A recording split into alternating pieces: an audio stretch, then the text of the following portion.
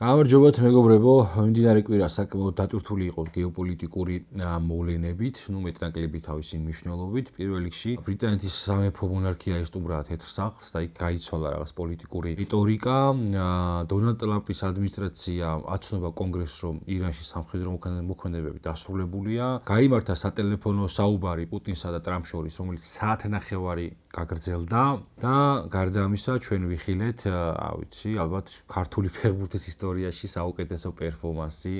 ჩემპიონთა ლიგის ნახევარფინალურ ეტაპზე. მოკლედ ამ და სხვა მნიშვნელოვან პროცესებზე გიამბობთ დღევანდელ ეპიზოდში. ეს არის პოლიტიკის ეკო და სანამ დავიწყებთ განხილვებს, ვთხოვთ რომ გამოიწეროთ ჩვენი გვერდი და ალაიქოთ და ამით ხარი დაუჭიროთ ჩვენი პლატფორმის განვითარებას. პირველ რიგში გადავიდეთ სამეფო ოჯახის ვიზიტზე. ბოლო პერიოდში საკმაოდ დაძაბული იყო ბრიტანეთსა და შეერთებულ შტატებს შორის პოლიტიკური ურთიერთობა და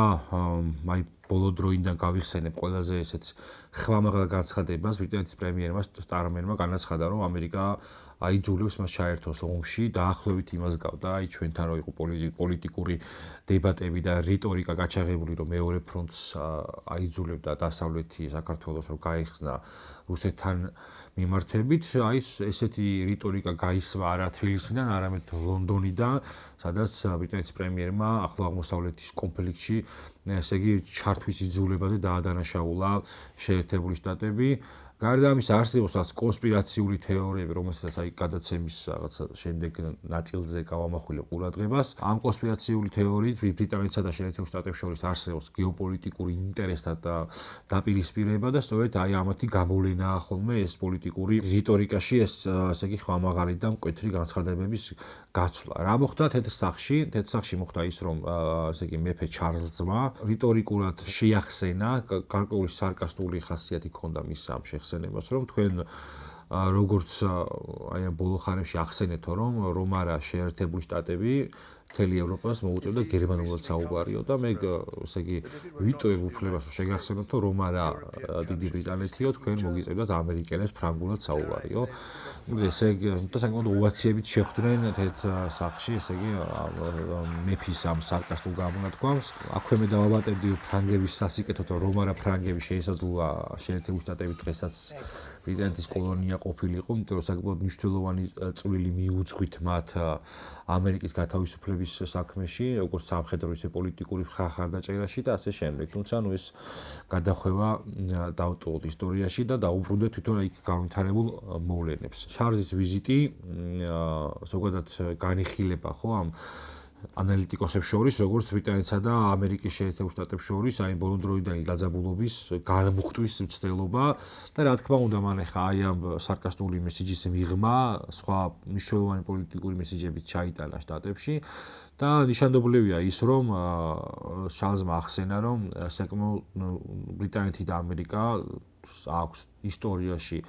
საკმაოდ ჯანსაღი პოლიტიკური სტრატეგიული ურთიერთობა, ისტორიით გამტკიცებული და ისინი ყოველთვის ერთად ცდილობდნენ საერთო გეოპოლიტიკური მოწინააღმდეგისთვის წინააღმდეგობის გაწევას და ამ შემთხვევაში ეს მოწინააღმდეგე არის რუსეთი და იმედოვნებს, რომ უკრაინაში შეერთებული შტატების მტკიცე მხარდამჭერა კვლავ იქნება გამოვლენილი, რათა მიაღწიონ იმ ღირსეულ მშვიდობას და სამართლიან მშვიდობას. სარკასმით, რა თქმა უნდა, ტრამპიც გამოირჩა მეფის მიმართ და შეახსენა მისი ძმის ენდრიუს ამყოფელი, ცოტა შორის ეს ის პიროვნება, რომელიც ეპშტეინის მასალებში იქნა არაერთხელ მოხსენიებული და საკმაოდ სკანდალურად უფრო მეტად, ესე იგი რბილი სიტყვა, უფრო შემაძარწმუნებელი შეიძლება ვუწოდოთ იქ, რაშიც შეიძლება დაადანაშაულონ ეს ენდრიუ. მოკლედ, აი ამ სარკასტული სიტყვა მიმოცვლის მიღმა შედგა რაღაც პოლიტიკური მსჯელობაც. ჩარლზი ბრიტანეთში არ იყო დაბრუნებული, რომ როგორც გაირკვა, ტრამპმა დაურეკა პუტინს და საათნახევრიანი სატელეფონო საუბარი შედგა მათ შორის და რაც გასაჯაროვდა, ცნობილი ხდება ის, რომ მათ ისაუბრეს მათ შორის ირანზე, ისაუბრეს უკრაინაზე, ტრამპმა განაცხადა, რომ ახლოს არის უკრაინის კონფლიქტის გადაწყვეტა, ისიც კი ითქვა, რომ ირანისა და უკრაინის კონფლიქტი თითქმის ერთდროულად უნდა გადაწყდეს და დღეს ვიხილეთ ის, რომ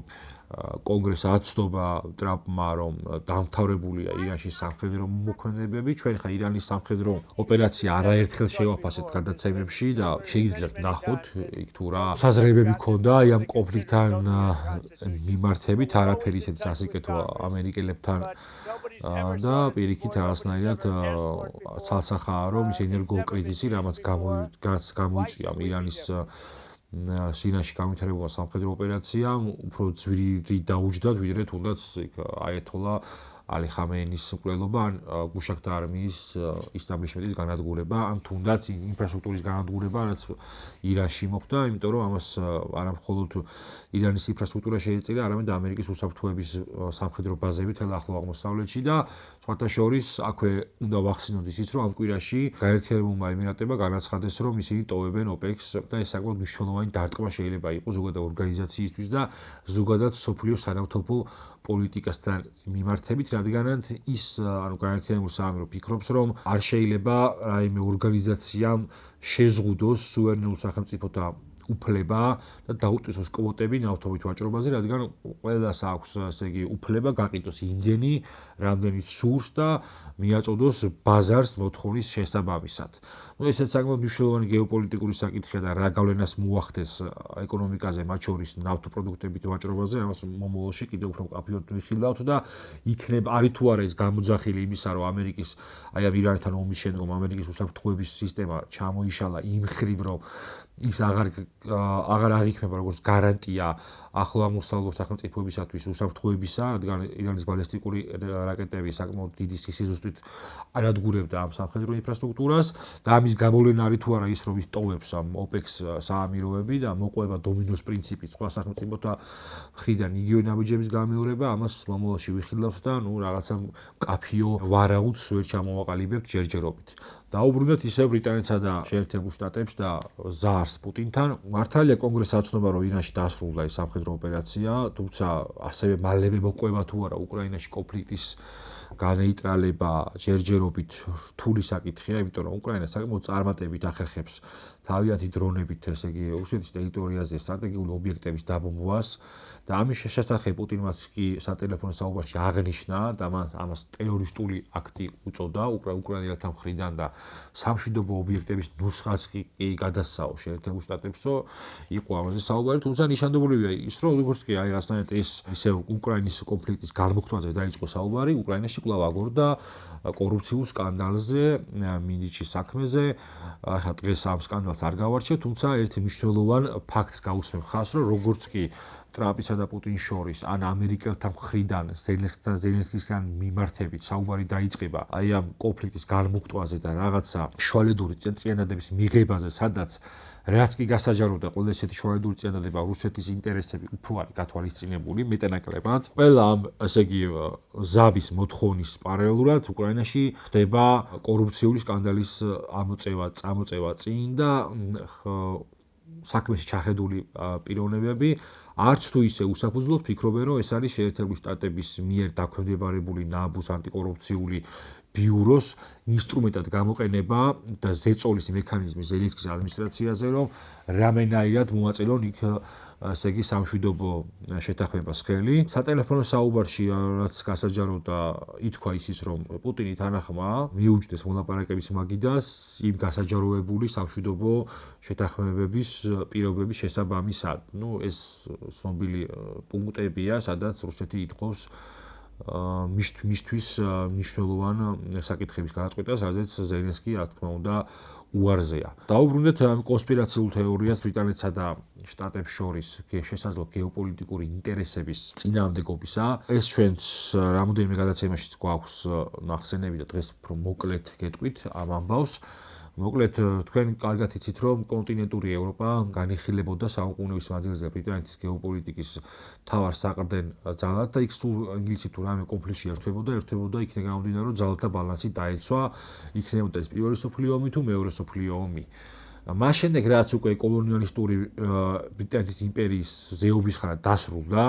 და კოლონიებს შემოეცალა ბრიტანეთს, ის კვლავ დაუბრუნდა კონტინენტური ევროპის გეოპოლიტიკური ინტერესად გამოყენების აი ამ ძველ სტრატეგიას და უკრაინის ომი განიხილება უფრო მეტად აი ამ ბრიტანული ინტერესთა გამოძახილად, ვიდრე შეერთებული შტატებისა და თუ გავიხსენებთ აი ამ კონსპირაციის სასარგებლოდ, რა განვითარება ჰქონდა უკრაინის ომს 2022 წელს, როდესაც სამშვიდობო მოლაპარაკებები შედგენილიყო ბორის ჯონსონის მეთაურობით, ბევრი საუბრობს ამაზე, რომ ეს სამშვიდობო მოლაპარაკებები ჩაიშალა და ბრიტანეთი იყო ერთ-ერთი ინიციატორი, ვინც დაარწმუნა უკრაინის ადმინისტრაცია, რომ საბრძოლო მოქმედებების გაგრძელების შემთხვევაში მას ექნებოდა კოლოსალური მხარდაჭერა და უფრო მეტ სარგებელს მიიღებდა სახელმწიფო უკრაინა და შეიძლება თვითონ ზელენსკიც ამ ომის გაგრძელებით, ვიდრე შეწყვეტით. მერე ჩვენ ვნახეთ უკვე ესე იგი შეერთებულ შტატებში ადმინისტრაციის სრულება, ტრამპის გამარჯვება და იქ როცა დაიბარეს ზელენსკი და საკმაოდ უხეშად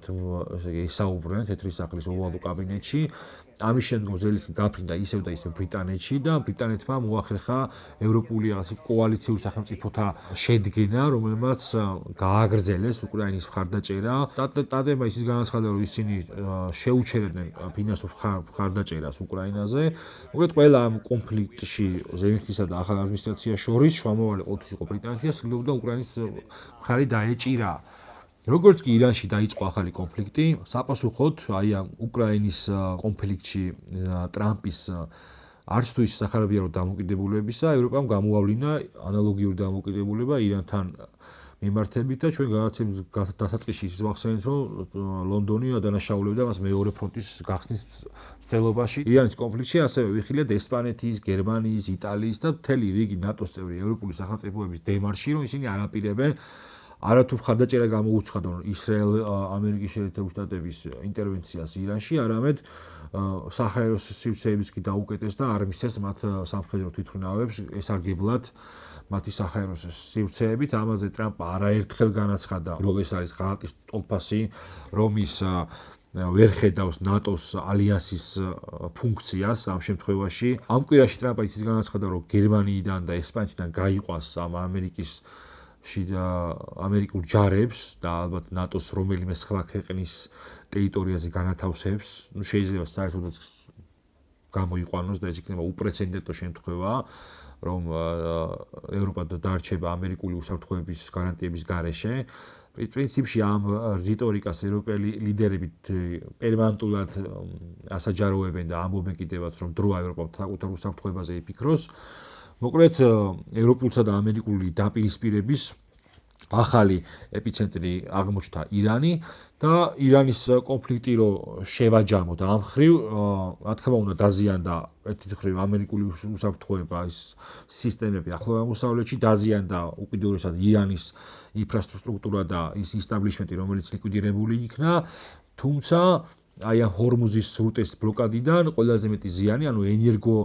უსაფრთხოების თვალსაზრისით ყველაზე მეტი ზიანი მიიღო ევროპამ, რადგან გაძვირდა $100 გადააჭარბა ნავთობის ფასმა და სარგებელი მიიღო ამ შემთხვევაში რუსეთმა, რადგანაც მისი ნავთობპროდუქტების გაყიდვა კიდევ უფრო გაორმაგდა მაღალი მოთხოვნისა და მაღალი ფასის გამო. შედეგად მივიღეთ რა? უკრაინაში სურდა, ესე იგი, კონფლიქტის დარეგულირება შტატებს, რადგანაც მისი მთავარი გეოპოლიტიკური მოწინააღმდეგე ამ შემთხვევაში გახლავთ ჩინეთი და ჩინეთთან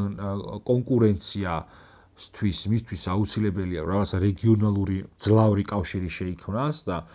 არაერთი ანალიტიკოსი განიხილავს იმას, რომ თუ გინდა ჩინეთი დაამარცხო ამ შემთხვევაში, აუცილებელია რუსეთის